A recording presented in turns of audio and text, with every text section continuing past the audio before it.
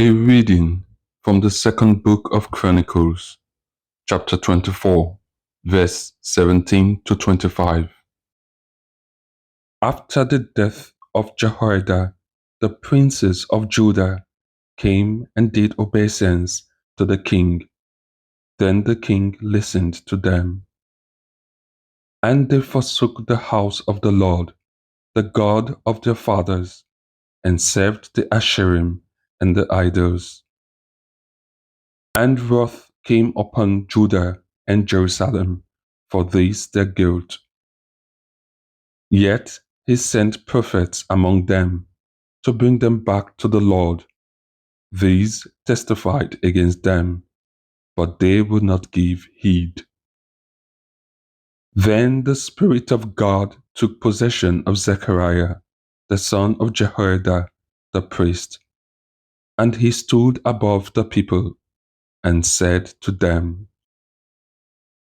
Thus says God, why do you transgress the commandments of the Lord, so that you cannot prosper? Because you have forsaken the Lord, he has forsaken you. But they conspired against him, and by command of the king, they stoned him with stones in the court of the house of the Lord. Thus Joash the king did not remember the kindness which Jehoiada, Zechariah's father, had shown him, but killed his son. And when he was dying, he said, May the Lord see and avenge. At the end of the year, the army of the Syrians came up against Joash.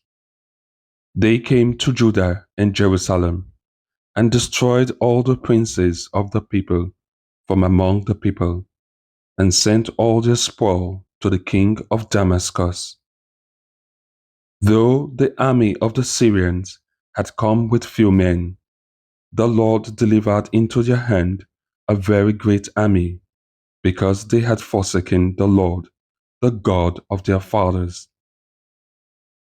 Thus they executed judgment on Joash. When they had departed from him, leaving him severely wounded, his servants conspired against him, because of the blood of the son of Jehoiada the priest, and slew him on his bed. So he died, and they buried him in the city of David, but they did not bury him in the tombs of the kings. The word of the Lord. Responsorial Psalm. The response to the psalm is, I will keep my faithful love for him always.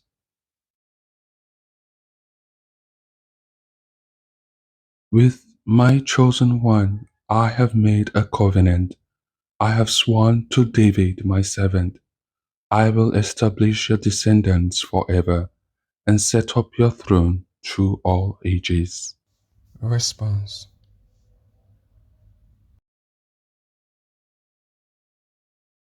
I will keep my faithful love for him always. With him my covenant shall last. I will establish his descendants forever, and his throne as lasting as the days of heaven. Response.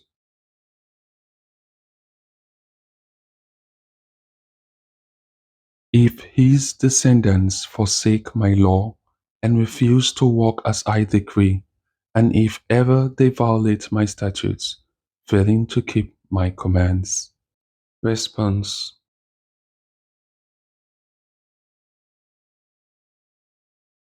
Then I will punish their offenses with the rod. Then I will scourge them on account of their guilt. But I will never take back my mercy. My fidelity will never fail. Response.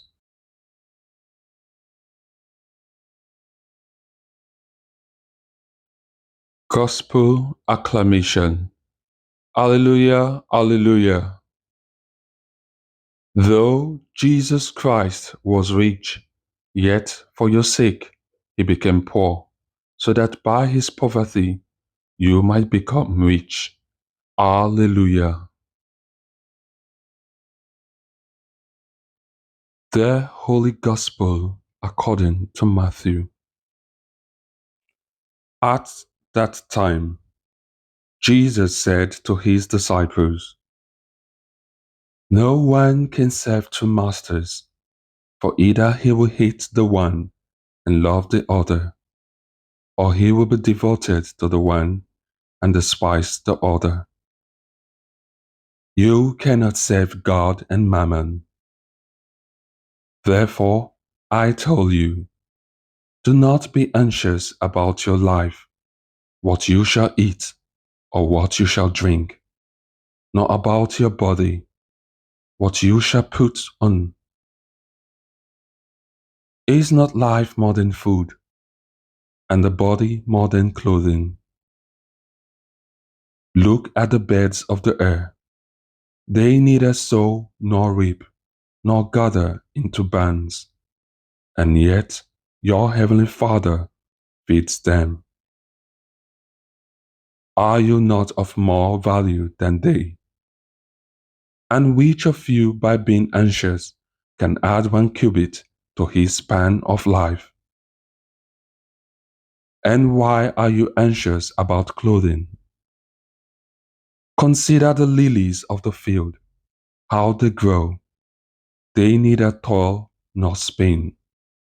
Yet I tell you, even Solomon in all his glory was not clothed like one of these. But if God so clothe the grass of the field, which today is alive, and tomorrow is thrown into the oven, will he not much more clothe you, O you of little faith? Therefore do not be anxious, saying, what shall we eat? Or what shall we drink?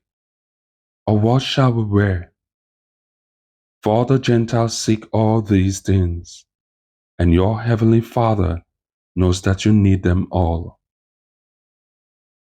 But seek first his kingdom and his righteousness, and all these things shall be yours as well.